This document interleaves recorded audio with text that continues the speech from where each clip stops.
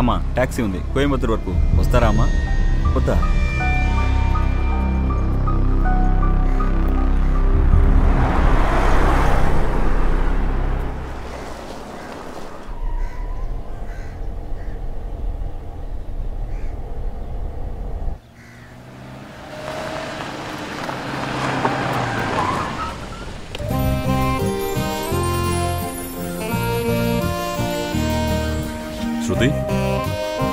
Uncle మీరేంటి ఇక్కడ ఉన్నారు? Business two. అవును, నువ్వేంటి ఇక్కడ నుంచున్నావు?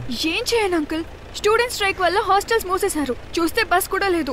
నేనేమో ట్రైన్ కోసం వెయిట్ చేస్తున్నాను. రా వచ్చెక్కు, నాతో పట్రా. అయ్యో వద్దు అంకుల్, నేను వెళ్తాను అంకుల్, నేను నడుచుకుంటూ వెళ్తాను. నేను చెప్తున్నాను కదా, ముందు వచ్చి బండిలో కూర్చో. ముందు బ్యాగ్ ఇలా ఇవ్వమ్మా.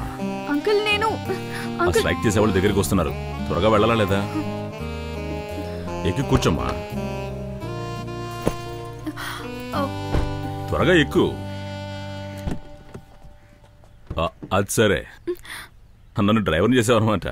నువ్వు హ్యాపీగా ఉన్నా కూర్చుంటావు. As you wish. Back seat మొత్తం మురికి అయిపోయింది. నాకు ఫ్రెండ్ ఒకడు ఉన్నాడు, వాడి వల్ల ఇదంతా జరిగింది. Better you SIT here.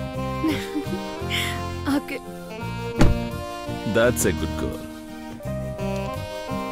వెళ్ళి తిరిగి వచ్చిన తర్వాత దీన్ని సర్వీస్కి ఇవ్వాలి. వెళ్దామా? ఓకే.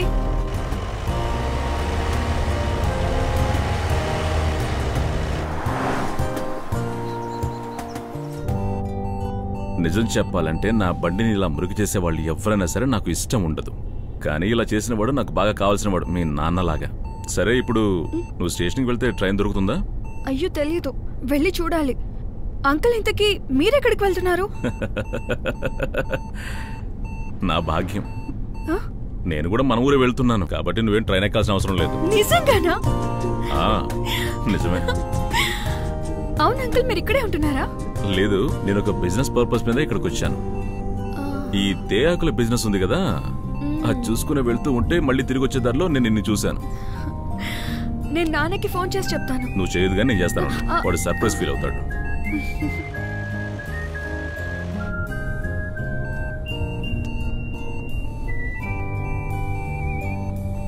మీ నాన్న లిఫ్ట్ చేయట్లేదండి. నేను అమ్మకి ఫోన్ చేస్తాను. హలో అమ్మా, నేనే. ఇక్కడ స్ట్రైక్ వల్ల హాస్టల్స్ అన్ని మూసేశారు, బస్సెస్ కూడా లేవు. నేనా? నేను దారిలో మన కృష్ణకుమార్ అంకుల్ని కలిశాను. అంకుల్ కూడా అక్కడికే వస్తున్నారంట. ఇలా ఇవ్వు. అమ్మా, నేనమ్మా. నాకు తెలిసి నేను సరైన సమయానికి వచ్చాను అనుకుంటా. తనకు ఫోన్ చేశాను, అయినా ఫోన్ తీయలేదమ్మా. మీరేమి టెన్షన్ పడకండి, నేను తీసుకొచ్చి వదులుతాను కదా. విజయ్ గడ్ వచ్చాక మర్చిపోకుండా ఫోన్ చేయమని చెప్పమ్మా, నేను చూసుకుంటానమ్మా. సరే సరే. తల్లులకి ఎప్పుడు దిగులేనమ్మా, కానీ మీ అమ్మందు చూసావు, చాలా ధైర్యవంతురాలు. మీ అమ్మోళ్ళ ఊర్లో వాళ్ళు కూడా చాలా ధైర్యవంతులు. అక్కడ ఉన్న వాళ్ళందరూ కూడా చాలా ఆవేశపరులని విన్నాను. శృతి ఏంటి, అమ్మ కూర్చా లేక నాన్నలాగే టెన్షన్ పడుతూ ఉంటావా?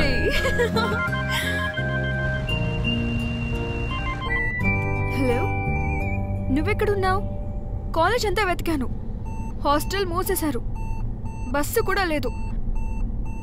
ఫ్రెండ్ అంకుల్, నేను ఒకసారి అడిగి చూస్తాను.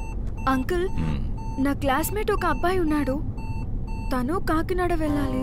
ఫ్రెండ్? Boy friend? లేదు, అలాంటిదేం లేదు.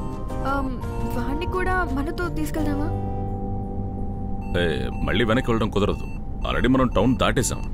కాలేజ్ అయితే పక్కనే ఉంది. అర్థమైంది, కానీ మనం మళ్ళీ తిరిగి వెళ్తే అక్కడ స్ట్రైక్ చేసేవాళ్ళు మాత్రమే ఉంటారు. రాళ్ల దెబ్బలు తినాలనుకుంటే వెళ్దాం. దారిలో స్ట్రైక్ చేసే వాళ్ళు ఉంటారు. మేము చాలా దూరం వచ్చేసాము.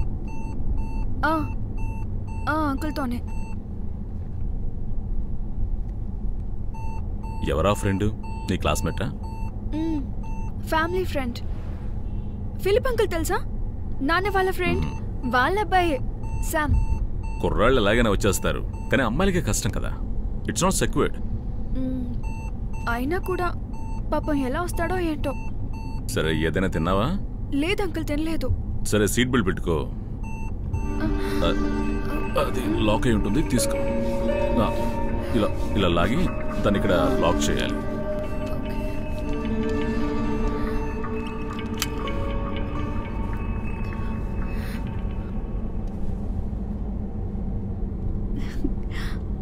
బండి చాలా బాగుంది.